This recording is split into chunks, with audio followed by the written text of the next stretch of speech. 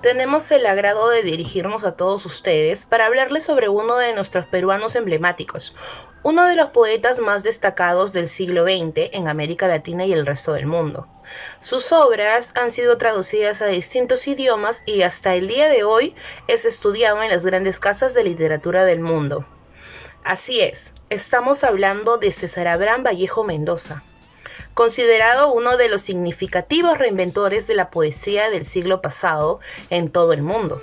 Estaba siempre un paso por delante de las corrientes literarias, y cada uno de sus libros era distinto de los demás, y, en su propio sentido, era revolucionario.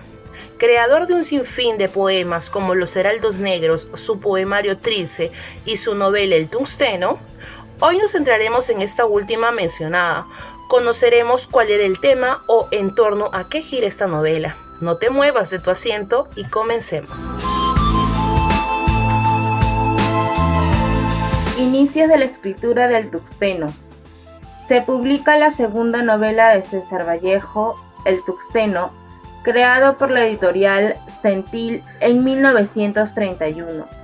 Los hechos de esta novela comenzaron cuando la Sociedad Minera de Norteamérica llegó a Colca, en Cusco, para extraer el mineral del tungsteno en Quivilca, que a su vez, mediante la extracción del mineral, pudo ayudar al pueblo. Ahí viene el abuso, la injusticia y la riña en la sociedad. Injusticia como el asesinato de Graciela, apodada La Rosada, a quien enfureció al jefe de la empresa minera cuando éste se enteró.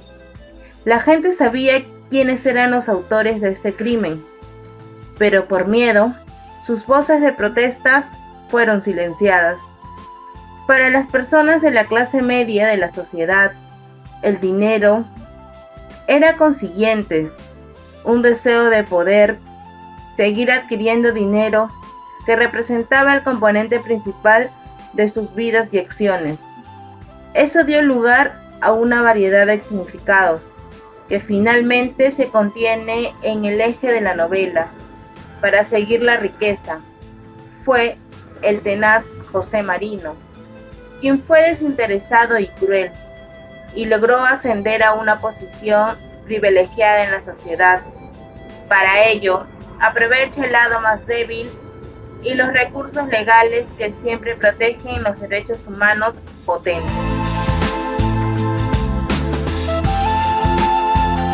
La realidad mostrada por Vallejo es cuando llega la empresa minera Mining Society, representada por los señores Taik y Weiss, en la región del Colca, y específicamente en la zona de Quivilca, para extraer el tungsteno. Cambia radicalmente el ritmo de vida de esta localidad. De una vida letárgica hay un ritmo acelerado, en donde hay actividades comerciales, contratos, documentos, papeles, empieza el maltrato, el robo, abuso de poder, violación de derechos humanos. Estos son el pan de cada día, donde los poderosos prevalecen sobre los débiles, lamentablemente. ¿Cuál es la visión de justicia que nos presenta el tungsteno? Vallejo nos proyecta una cruda realidad: la explotación del hombre por el hombre, la equidad ancha para unos y angosta para otros, leyes inhumanas y los representantes de la justicia como simples marionetas manipulados por el poder político y económico. La peonada, como lo llama Vallejo, encargada de la extracción del mineral, recibía un salario muy bajo por su trabajo que no recompensaba al esfuerzo y el riesgo de la vida de los obreros que laboran desde el amanecer hasta el anochecer. Trabajan toda la noche, incluso los feriados. Lo más errado era obligarles a laborar en contra de su voluntad, amparándose del sistema de enganche. José Marino se aprovechaban de la necesidad e ingenuidad de los pobladores. Les facilitaba productos de su tienda a precios de usura y hacía que estos se endeuden, y al no poder pagar la deuda, los obligaba a firmar un contrato para que trabajen en las minas, por lo que la deuda del obrero es coercible por la fuerza. Dice el tuxteno, como si se tratara de un crimen. El operario es buscado por las autoridades como un maleante. Una vez apresado y sin oír defensa alguna de su parte, se le obliga por la fuerza a prestar los servicios comprometidos. En otras palabras, el sistema de los trabajos forzados. Otro de los casos que nos presenta Vallejo es la violación y crimen de Graciela La Rosada, una chichera de Quivilca, a quien la apuestan a los dados como si fuera un simple objeto. Se arma una juerga con la indefensa mujer y la violan aquellos depravados presentes en esa orgía. La Rosada fue violada, como lo dice la obra, por orden de jerarquía social y económica. Los patrones Mr. Take y Weiss, el comisario Valderazzi, el cajero Machuca y el ingeniero Rubio y el profesor Zavala, causándole la muerte. Todos fueron culpables de esta muerte. Entre ellos se encubrieron y con una falsedad sin límite, caminando en primera fila del cortejo fúnebre, sin ningún remordimiento, y la justicia fue muda, ciega, y dejó impune este alevoso delito de violación y crimen.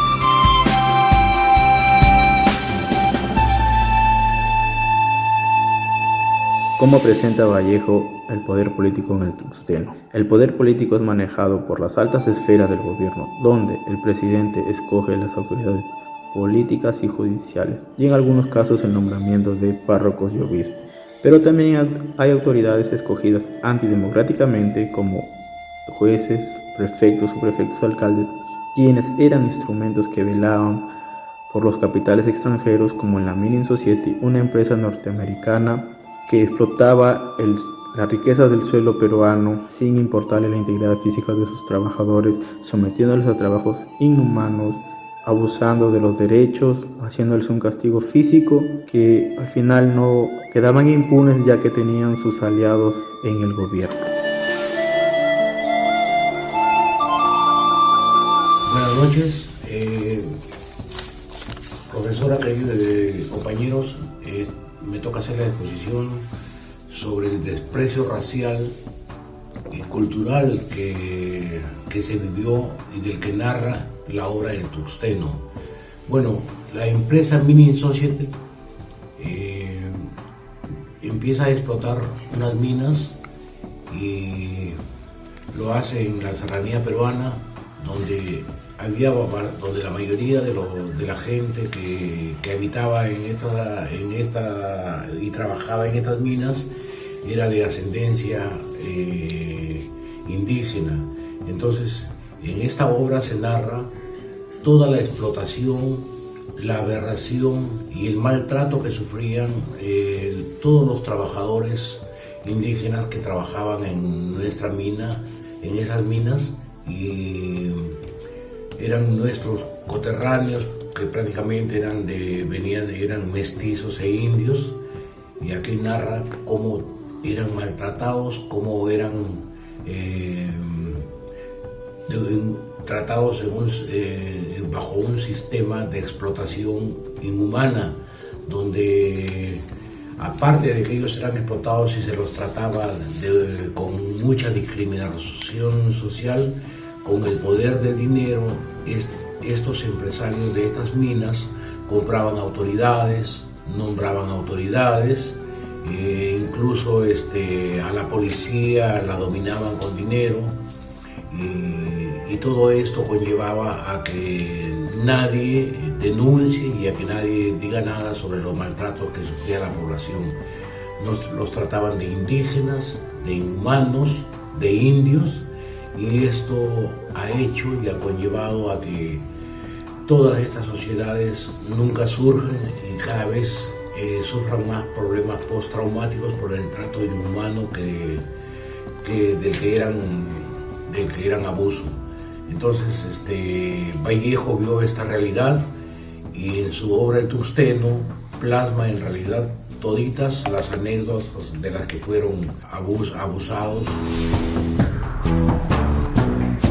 Buenas tardes con todo el público espectador. Mi nombre es Alicia Luján Pérez, docente de la especialidad de comunicación de la Universidad Nacional de Trujillo, quien tiene el agrado en esta oportunidad de poder dar a conocer mi opinión respecto a esta maravillosa obra Tungsteno, escrita por el gran novelista, poeta César Abraham Vallejo Mendoza. Primero quiero felicitar al grupo por esta actitud, por esta iniciativa de poder dar a conocer esta maravillosa obra, ¿no? Y qué mejor que más personas, más peruanos las conozcan, la comprendan, la analicen y la apliquen en su vida diaria, porque tiene una gran temática social, porque es una novela proletaria, porque más que una narrativa es como una carta de denuncia, ¿verdad? Estos maltratos, esta injusticia, violaciones hacia los derechos humanos y bueno, que sufrieron nuestros indígenas en las mineras, ¿verdad? Y eso nos invita también a reflexionar, porque como ustedes y como todos sabemos que hay muchas empresas extranjeras que vienen hacia nuestro país y obviamente explotan nuestros recursos minerales.